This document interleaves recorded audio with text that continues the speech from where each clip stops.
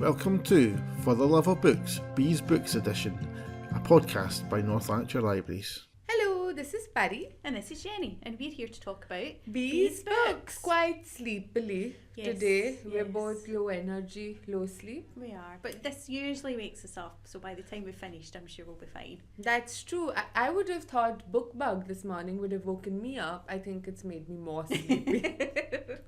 All my energy is gone into book bug. Yes. So shall we get on Yes, with we what shall. Sorry, yes. So the theme of this week that I have completely forgotten, so I'm looking at the paper in front of me, is hope and inspiration. I'm prepared, Jenny. I know it doesn't sound like it. No, that's fine. Just my brain cells are not making the relevant connections that they need to be. So why did we give us this theme? So this is Book Week Scotland this week. I hope that many of our listeners will have noted all the things that are happening in the libraries this week. Lots of author visits and things like that. There's still some that you could catch, I think, after us. And the theme for Book Week Scotland this year is hope and inspiration. So we decided, yes, that should be our theme as well.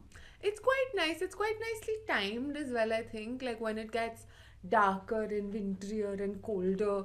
It is definitely dark and wintry today. It is. In a nice way. Though sunny, dark in the morning. Yes, absolutely. So I was listening to, this is a little bit of a tangent, but I was listening to a podcast episode last week about what to do if you've had a bad night's sleep. Oh. Yeah, so like related I'm to what... now. Yes. Yeah, you're like, what is this tangent you're going on? Oh, yes.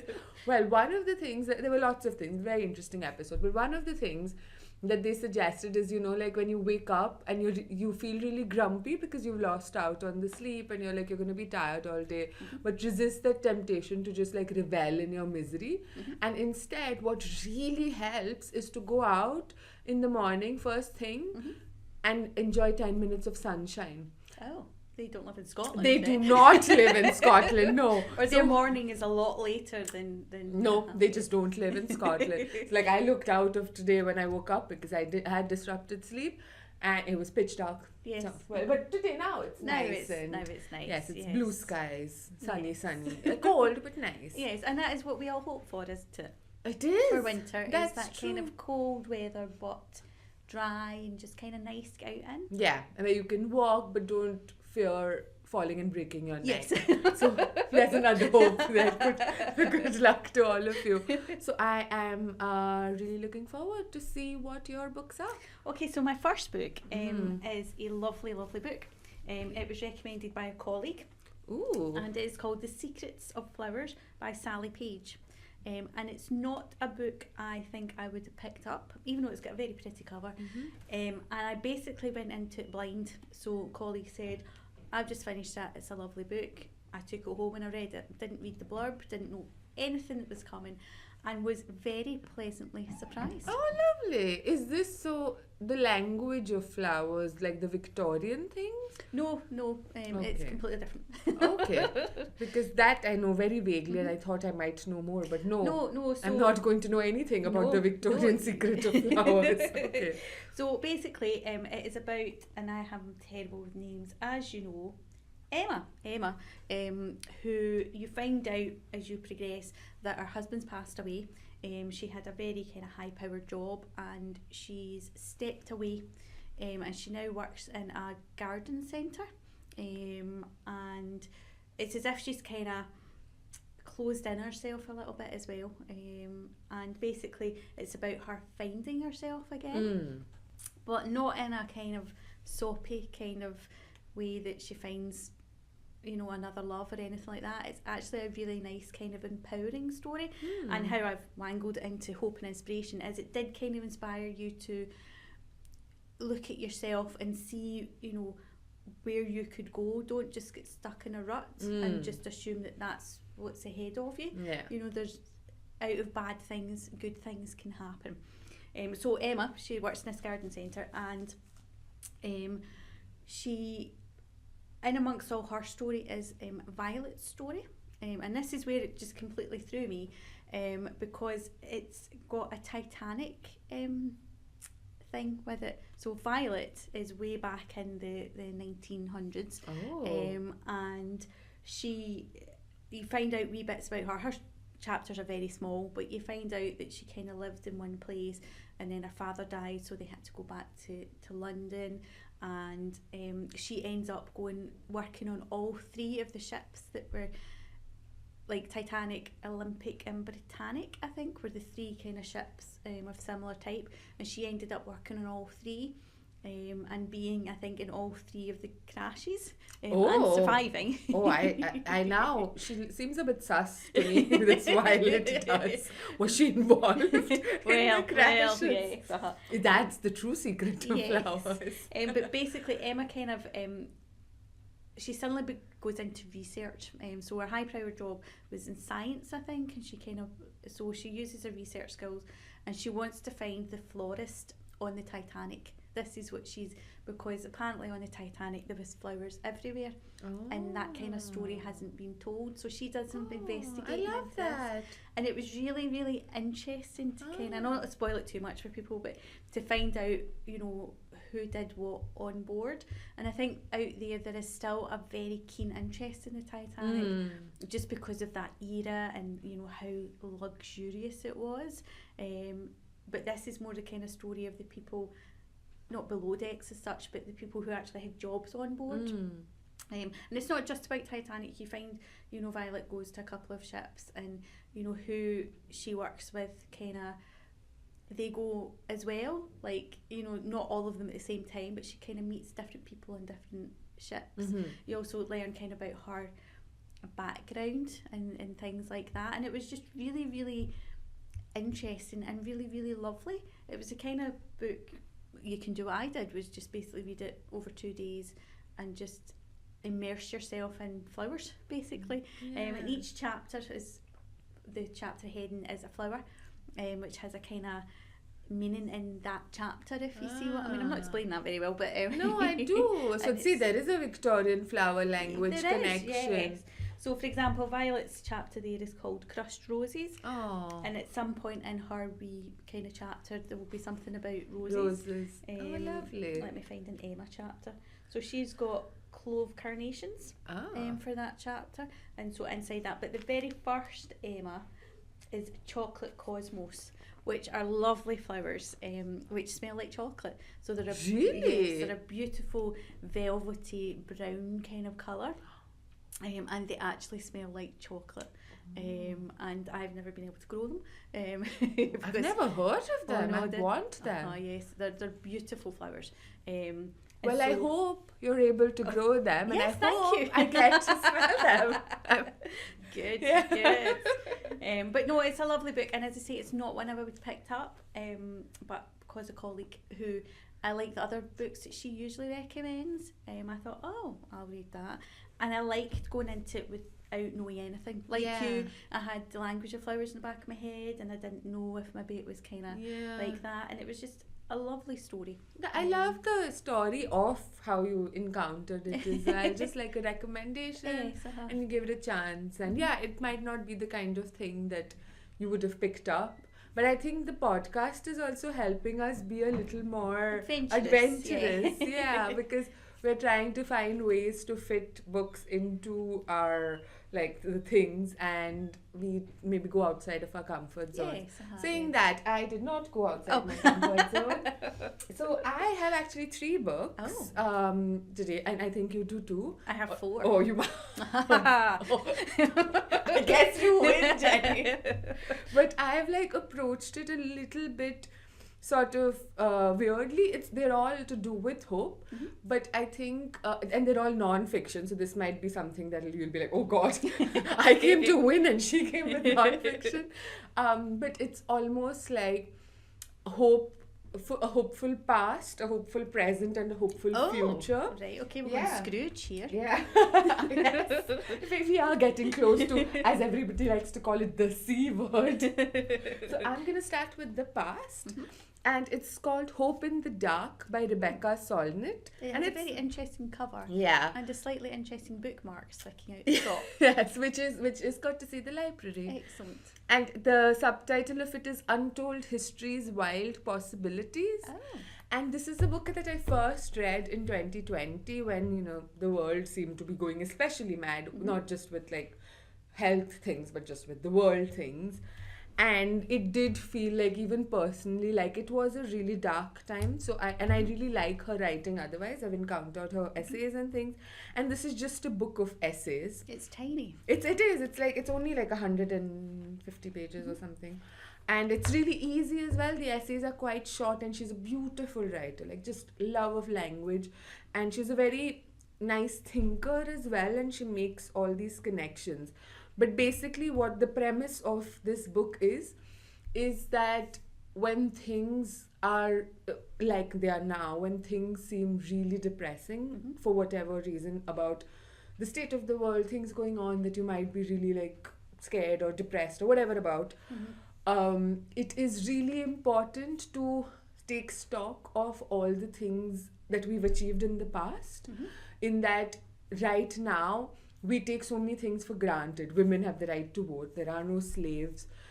Gay marriage is like completely okay. Like, gay rights are not looked down upon, and all these other things as well. Immigration, stuff like that. Whatever these contentious topics that people used to exclude, but actually, if you look back like 20-30 years ago, or even like more recently, it would have seemed unimaginable. Like, the future that we're living in now seemed so unimaginable then. I like that, the future that we're living in now. Yeah, for them, it was like, it would have seemed mad, and we just take it for granted. But she's like, so for her, hope is not this like, oh, I'm gonna hope that the world gets better, or I'm gonna hope that things are going to move in a like more positive direction. For her, hope is like an active word, that you need to be doing things in whatever way. It doesn't need to be in like big movementy ways. It can be in like small everyday ways as well. And one of the things that she reiterates throughout her essays is how much of this work is being done in the dark, so not in the mainstream like political stage or the mainstream media stage, but things like books that are being written that shape ideas, podcasts, TV shows, like culture, the stories that you tell each other in cultural texts, how they are slowly shaping imaginations and reshaping imaginations in a way that expands your ideas of, what is okay, what is not, challenges your ideas a little. So even things that we maybe take for granted now, in another 30 years, what's going to change, and who else is going to be included in like this human project, I guess. And it's more about, like, I think she's really passionate about justice for all different kinds of people all over the world. And she talks about how when things happen, especially maybe elections or wars or whatever, like is happening now. And she wrote this in like early 2000s, so it was published in 2006. So she's been writing the essays in the 2000s. And I've been rereading it now, and there's so much that's echoing like across the time. But she is writing about all these movements and sort of victories in inclusive rights and stuff that have happened because of people working in different ways. Like, so not just in political movements, but in like cultural places and conversations with neighbors and friends and family and things, and how that actually helps shape a better future. That's a nice way of looking at things, actually. That the conversations you have every day are helping to shape the future. So even like things like social media and stuff, like you may think that you're not playing a role in contributing because you might think you're really distanced from all the decision making that's happening by the people in power, say, but they are at the end of the day you vote them in, and sometimes it seems that voting is useless because they all seem the same. But things that I guess they would have never considered as an option are now just like rights that are enshrined in whatever legal framework. So she thinks that it's really important to remember that there is no she's really she doesn't like both optimists or pessimists, because she's like optimists just think everything's going to be fine. Pessimists just think everything's going to go down the toilet. She's more sort of a realist that, yes, she quotes Charles Dickens, it's the best of times, it's the worst of times.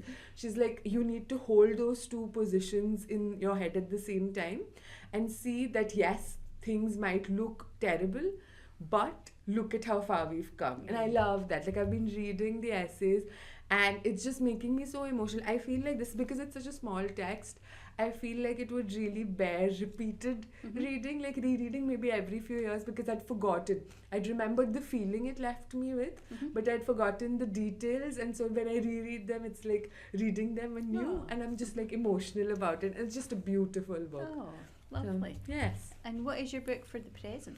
For the present is John Green. John Green? John Green. Excellent. The Anthropocene Reviewed. Okay, I did not know you'd written a non-fiction. Yeah, so I know you're a huge John Green fan, right? And I knew I was doing like sort of like really sort of Cloak and Daggers game of hiding this book You from were? you. Oh, yes. Because I'm not All sure I knew that was you there's a didn't bit purple on it. know. Yes. So this is also a book that I read 2022 or like, so it was written in 2021. And I read it like when it came out, and I thought, I'm not rereading it, but I reread the introduction, because again, I couldn't remember. We know that my memory is terrible. We read a lot. So I could, that's a nice way of looking at it. Yes, we do read a lot. But again, I remembered how hopeful I felt after I'd finished reading this book. And this one, so the Anthropocene is basically like the scientific term for this geologic age, as they call it, is how humans have affected the world, how humans have affected the planet, like through whatever way, like civilization, animals, the world. And here he is just reviewing just random things. So I'll show you like a sort of selection of the things that he's reviewed. Nothing, well, sometimes profound, but sometimes things like Diet Dr. Pepper, Canada geese, teddy bears. There's Diet Dr. Pepper. Apparently Who so. knew? Yeah. But also things like sunsets, the internet, and like songs that he really loves, games that he really loves, the city that he lives in. So it's just, but it's a way of him. So he's reviewing them. So this is the premise of the book. Literally, he rates them on a scale of 1 to 5. And So then he rates sunsets on it. He does, yes. Interesting. But he, like Rebecca Solnit, he is a really beautiful writer. Yes, And so it's like, that is just a premise. But like what he writes is so beautiful, because he is really, again, this is his way of sort of paying attention to the world. He writes in the introduction, and falling in love with the world again, because he'd felt a bit disconnected from it. Even leading up to the pandemic, he'd felt a bit disconnected from writing, from the world, and just feeling like really low. He'd been ill as well. So he quotes Maurice Sendak, the picture book writer of Where the Wild Things Are, and he writes about how, like in one of his last speeches, he says that as I'm aging, I'm falling in love with the world again. I realize that how much in love I am with the world. So this was his way to sort of fall in love and connect. And as well as like, much like Rebecca Solnit, he's like, you know, people can do awful things, but people can also do fantastic things. And he's trying to balance like funny, sort of silly little things with like really profound things. And he's writing about humans and how they interact with each other and with the world now. So in the present. And the way so even though it's just like a 1 to 5 rating, and some of it is like he like rants about specific things, and I rate this 0 point or whatever, it's terrible, do not recommend. But then others, he'll just, like, so he ends each review with like, I rate whatever, so many stars. But I remember that some of the things I would be like sobbing reading, and the star thing would just be so innocuous, like there. It would be such a weird fit. But he just like I think his love for humanity, or at least his redeveloping love for humanity, shines through. So in his introduction, he writes as well that, you know, because it's difficult for me to, it's difficult for most people to balance those two things, that humans are wonderful and humans are terrible. This is my way of like trying to balance that a bit. And for me, like, this is my way of falling in love with the world, that I'm not trying to ignore the suffering and things that happen. Like, the world is more beautiful because even though there is so much suffering, and think people still find ways, like even amidst the suffering, to find joy and hope and love and connection. And he writes that by reviewing Diet Dr. Pepper. Well, maybe not that review, but it's just, It's such a, apparently it started as a podcast, which I don't know, but I've seen a few of his podcast, video essays with his brother, Hank Green. They do this Vlog Brothers thing. They've been like recording these YouTube video conversations for like years now. And those were like 4-minute things or something. And even within that small thing, they would say a lot. So I think they're used to thinking, like making meaning out of things that you wouldn't think meaning can be made out of. And it's just a really lovely book. And I think this is a type of nonfiction you would enjoy because you like the author. And it's just really short bursts. So that like each chapter is like maybe a few pages. Some are like 2-3 pages, 4-5 pages. One I just paged through right now, scratch and sniff stickers. Ooh. I know you like stickers. So, you know, it's like a very accessible way. Like it's a very silly invitation to stay. But it ends up being so meaningful that I was not expecting. Again, I am growing really soft in my old age. But I just love these kinds of books, and it is a very hopeful book. Like if you feel like you are like done with humanity and people and like people are just the worst, but you still have to rely on them, right? Like you rely on people. It's a nice way to see that, oh look, there's, you know, other ways of seeing things. I mean, I do love John Green, and I find all of his books are hopeful as fiction. Yes. Even when there's not a happy ending, they're still hopeful. And I imagine he kind of does see the world in that way. He that does. There's, that as you say, nice things out there as well as all the horrible things. Yeah, and he's like experienced horrible things as well. Like I know his brother recently was diagnosed with cancer, and that was really difficult. He writes about his mental illness a lot and how he struggles with OCD and depression and things. So for him, it was, I think, both a personal as well as a collective. So it was a personal task, but a collective invitation to be like, yes, the world is terrible, but look, oh, how wonderful the world is. And this is where non-fiction, you can sell it to me because it's not dry and boring. It's, you know, something that you can kind of relate to. Yes.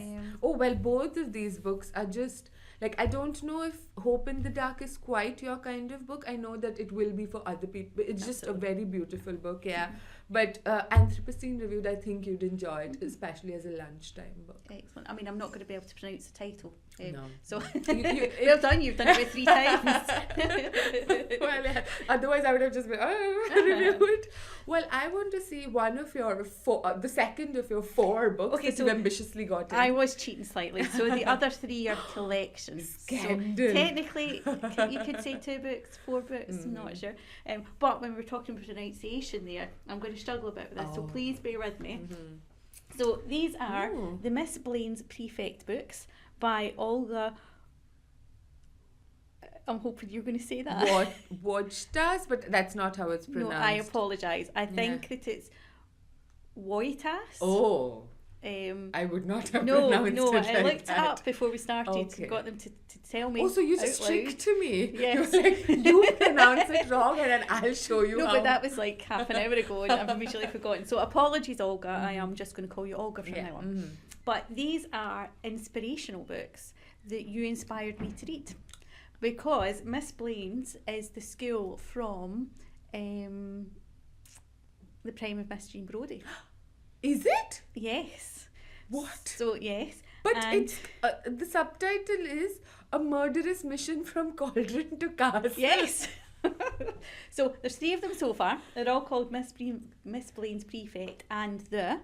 So the first one was, I think, The Vampire Menace. Of course. The second one was The Weird Sisters, and I apologise if I've got them round the wrong way round. And a slightly less fabulous cover, The Gondola of Doom. Makes up for the fantastic title. Yes. Yeah. So, yes, you inspired me to read them because I'm still not there with The Prime of Miss Jean Brodie, but these made me laugh very much out loud. There's time travelling in them, Pari. And I was sold by they're crime. They are crime. So as we know, we like our kind of genre mix-ups. So they're kind of not science fantasy, not crime, somewhere in the middle. So basically, the hero is Shona Shona, and she was a prefect at Miss Blaine's school. and she's now a librarian in Morningside Library You are in Edinburgh. speaking my language, Jenny. I knew this. Like, even just the titles, I was like, and the Yes. more you say these books were written specifically for us. Yes. Okay. So Shona is a librarian, and she hates the Prime of Miss Jean Brodie. So she has a cupboard in the library at the back, Love and it. whenever a copy is bought in or a customer returns it, she puts it there because she loves the school and she feels that the book gives the school a bad name. So she does not like this. So there is, I'm pretty sure it's Miss Blaine herself, who's like 105 now or whatever, comes along every now and again to the prefects of the school and gives them missions. But the missions are back in time.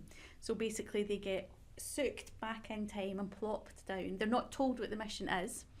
And the most recent one I've read, I will talk about that one, is The Gondola of Doom. So she gets plonked down, and she's also 50 something, so she's at that kind of age where she's just like, I am obsessed. can say what she wants. And she gets plonked down in Venice. And what I love about it is Shona, and having heard you talk about the Prime of Miss Jean Brodie, I kind of get it slightly more now. She's very much assumes that she knows what she's doing, and she's a great attitude, like, I know what I'm doing, I know what I'm here for, but she doesn't always. Yes.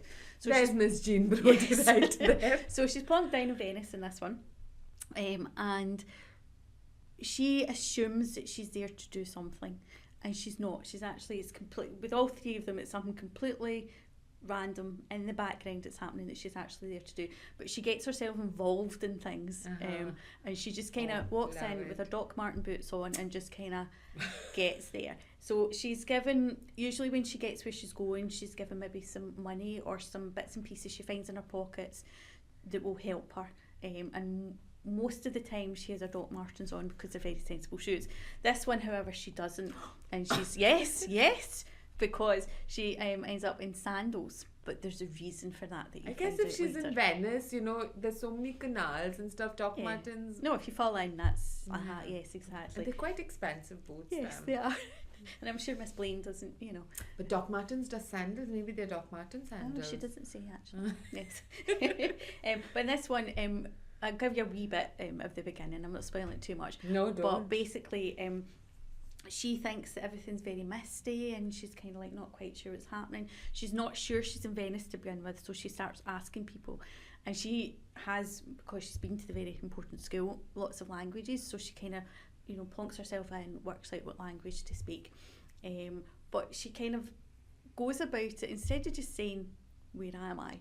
or anything like that, she goes about it in an odd way. But she finally discovers that she's in Venice. I mean, all the canals, she kind of goes, oh, I could be in like Amsterdam or something. You know, the fact that they're speaking Italian, I could be somewhere else. You know, she's very like strange like that. But the reason that everything's quite misty is because she's got a plague doctor's outfit on. So you know these kind of plague doctor masks, the kind of quite scary ones with the big like glass eyes and the bird beak. Yes, and that is why people keep screaming and running away from her, because when she's walking around, she's kind of like, you know, trying to work out where she is, and people just. Does she know she's wearing? No, she doesn't know this at all. So okay. Eventually, you know, because she is sitting basically in a cafe in Edinburgh, and Miss Blaine says, she's very cryptic. She kind of goes, "Oh, do you like, I don't know, do you like ice cream?" or, you know, something like that.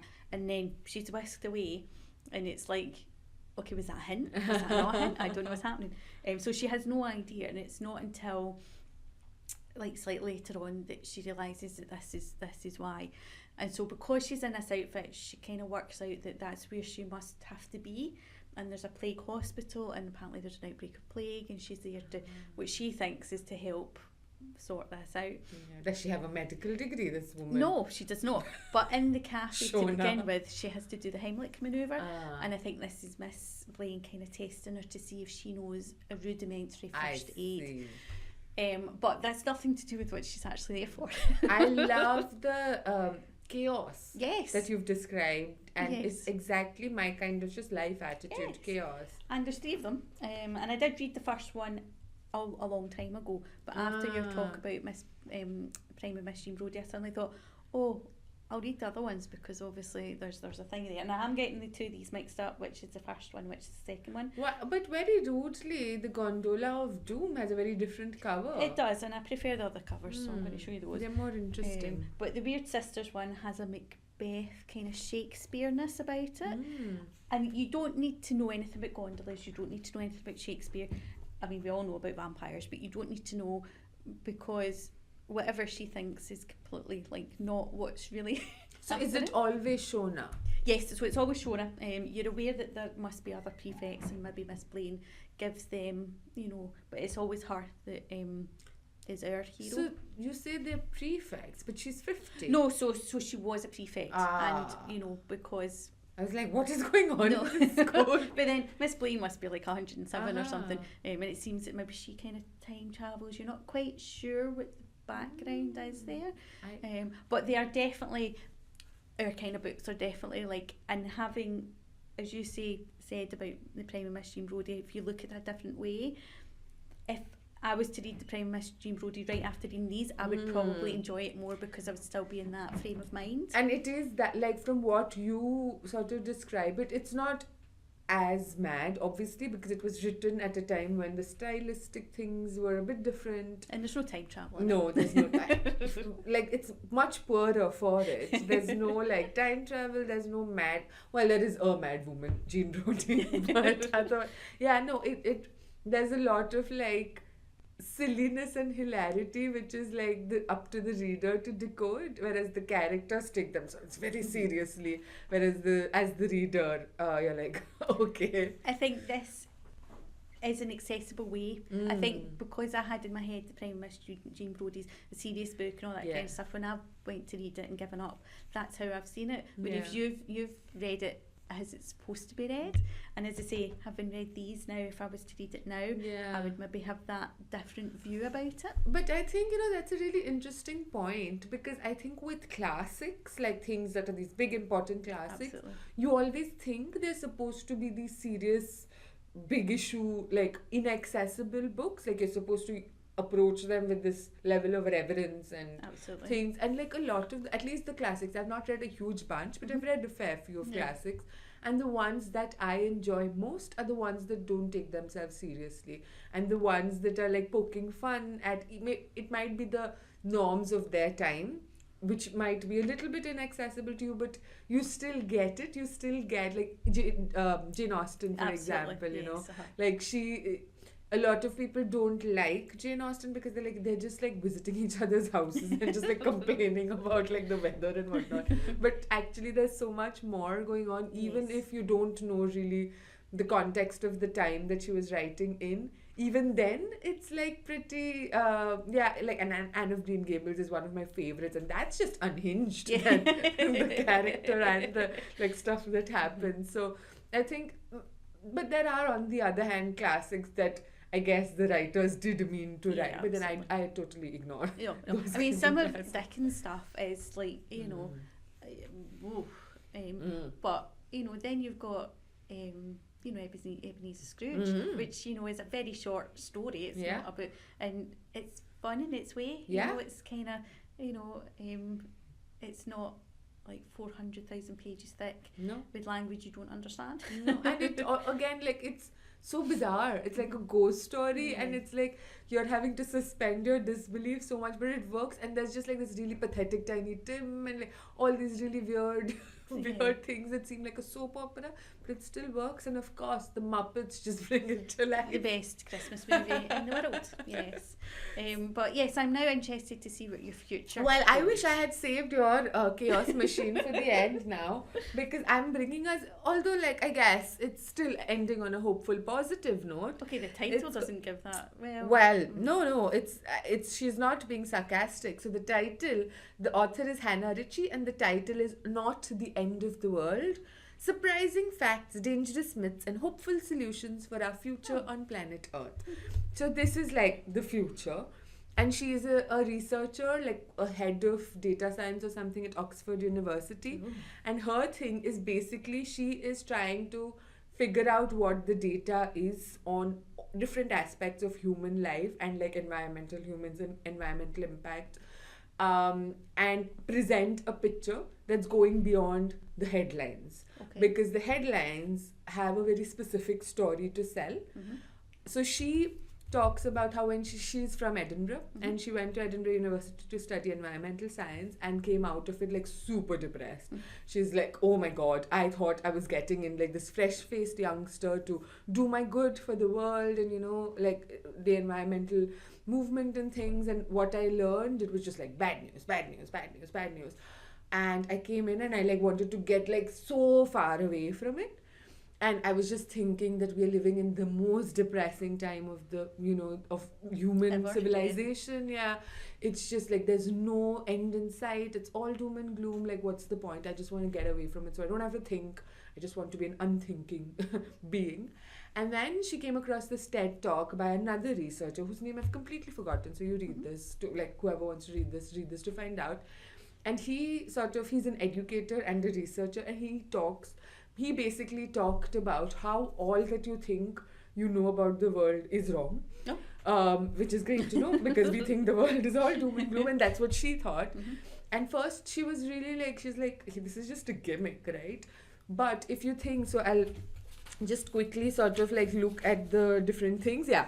So if you look at like things like child mortality, if you look at things like climate change, air pollution, deforestation, plastics, population, all these things that are these big, scary, like sort of ghost stories that we have, that this is where the world is going. She's like, we've never had it as good as we've had it now in the history of humanity.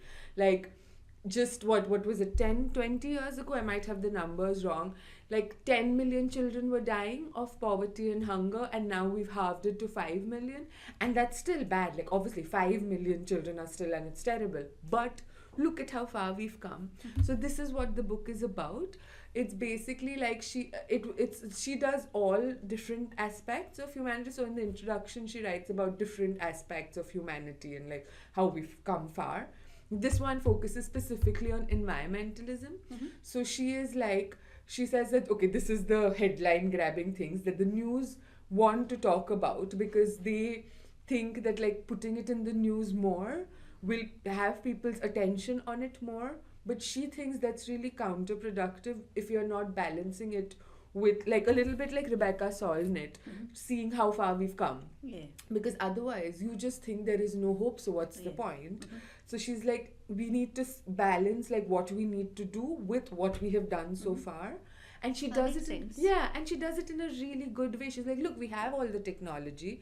It's just a way to a little bit. So I think all these three books are a little bit in conversation with each other, but especially not The End of the World and Hope in the Dark, because she talks about how like it's all there. We just need like political will and for them to put the money on the table. And that is influenced a lot by people and how people, what they prioritize and what they pressure politicians and companies to do and things. And so she thinks that people have a lot of power, and she thinks that that power will be totally wasted if people don't think they have the power, if people think there is no hope, if people think that, oh, the planet is doomed in 2050, like 2100, I don't know how they're going to say it. I'm not going to be alive. 2100, 2100? It's very weird, right? Yeah, no. So like, you know, they think that, oh, the world will be like completely... But she talks about how like we've reached the peaks in so many of the bad things. Like population, we've peaked. Like it's just going to go down like hill, not in a bad way, but like we're going to peak in like a few years and then we're just going to taper off. And there is enough stuff in the world for us to like redistribute the wealth, and there is also a way to become more prosperous while not sort of destroying the planet. And she does it in such a, she's out after the data, right? Like she's a data scientist, but she's also a good writer, and her whole job is to go like on things like radio shows, write articles, write books like this, to make it accessible to people who might have been like scared off or like made completely numb by the headlines. Because as she says, that newspapers and things, they are reporting it more frequently now, but that doesn't mean the frequency has increased. It's just that I the see what you people, mean. yeah, it's just that people are talking about it more. So like 10 years ago, people weren't talking about, so you thought, oh, the world was like a lovely utopian wonderland, or like 50 years ago, 100 years ago. And she writes about how we've never been a sustainable planet, Yeah. but it is improving. But like Rebecca Solnit, she says that this is not a given. Like it's not like this hope, like, so again, for her, hope is in action. That she's not like, oh, if we don't do anything, it's all going to be fine. Like we still need to pressure like companies and governments and things to invest and stuff. But she says that it is like, she gives an example towards the beginning, like in the air pollution chapter of London, and how terrible it used to be in like the 18th, 19th century, even like Absolutely. the 20th century, like horrible, like and Edinburgh as well, like used to be really bad. And so many people have died from like the air pollution. And like right now Delhi in India and Beijing in China are going through that, like Chinese and Indian cities, like a lot of smog and pollution and things. And she's like, when you see that, you might feel like completely like you dread, like, oh, where is the world going? But if you see what London and Edinburgh used to be and what they are now, I mean, they're still like polluted maybe compared to like other parts of the country in the UK, but they're so much better.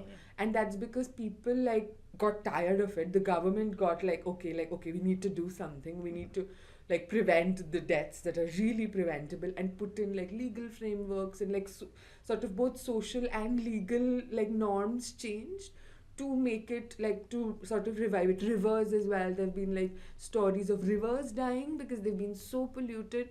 But then people came together, both like environmental organizations, but also like the law and like activists and things, and they just like revived like brought a river back to life. Like how amazing is that? And that's like John Green, right? Like people do just like terrible things, they kill a river, but then they can also bring a river back to life, Which is very hopeful. yeah. Yes. So like, which is why I think the past, the present and the future, it just made me like again like really emotional because I'm like, yes, I think it's natural that you get caught up in like a specific view of viewing the Absolutely. world, specific way of viewing the world, especially if all your It's thrust sources, upon you sometimes, isn't it? yeah, and everyone, and like I've definitely gotten caught up in that as well, and I'm sure I will again. But I think things like this, like knowing more about the world, not just what a specific source or a specific group of sources are telling you about the world, but having a broader view of the past, the present and the future, I think is very as well, hopeful. these books are showing you that things don't always happen quickly. Mhm. You know that. Exactly. I think we, especially in today's society, want things done. Do. You Absolutely. know, whereas the world doesn't work that way. Whether the political world, you Yeah. know, or whether just the natural world, you know.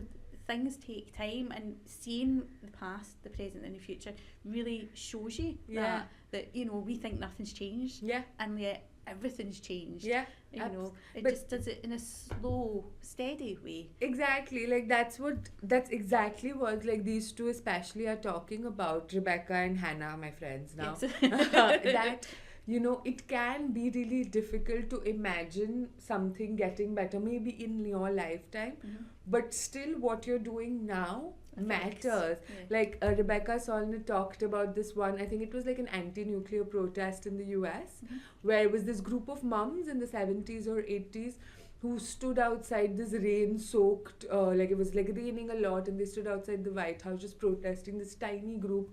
And one of the people there, like the activist, she was like, God, I was wondering, like, what is even the point of this? Is, you know, like, this is just, we're just wasting our time.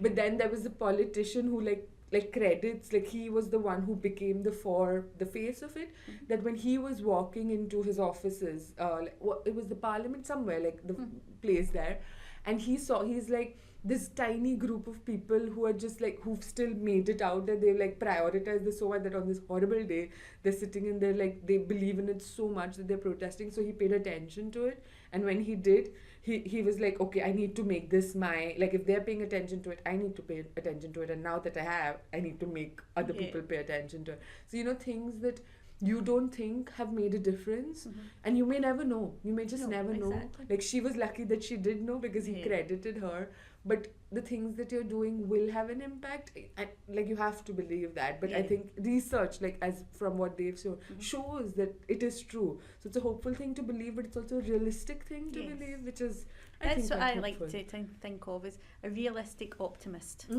Yes. You know, we kind of know things are how they are, but we're slightly optimistic that, you know, things can change. It's not full optimistic. No.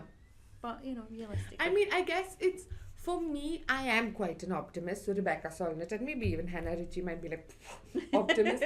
But I am, like, I don't think we are necessarily going to like get better without any action. But I think that there are more people who are working to make the world better than make the world worse. Yes. And it's just a way to figure out how they can work together in different ways. So so these are my hope for this archive of non-fiction, for a scary archive for you. One of which I think you might enjoy. Yes, I will give John Green a wee look. Yes. Well, what about the next? Well, I hope Bea is happy first of all. I'm sure she is. We've been like really like fantastically hopeful and inspirational. But what about next time? So the next theme is another kind of weirdy one, and she's went middle ground. Oh. Yes. I don't know if I know what that means. No. So all your books are kind of middle ground. So, you know, not complete hope, not complete doom. We're kind of in the middle. So you could bring these 3 books back next time. I might just. I hope you don't. I hope you bring something fresh and new. Right. But yes, so middle ground. How can we connect middle ground to my always, you know, hopeful example of murder books? What would a middle ground in a murder book be? They capture the killer, but it was for like a nice they killed I the don't person think you killed somebody for a nice reason. I mean, maybe the person was horrible. Yes. Maybe killing the person actually made someone's life better. Yes. So they let them go. I'll work on my understanding of middle ground by the next time. Will I? But yes, thank you so much for your fantastic recommendations, which I'm definitely going to go and add to my list. Good. All right. Well, goodbye. Bye.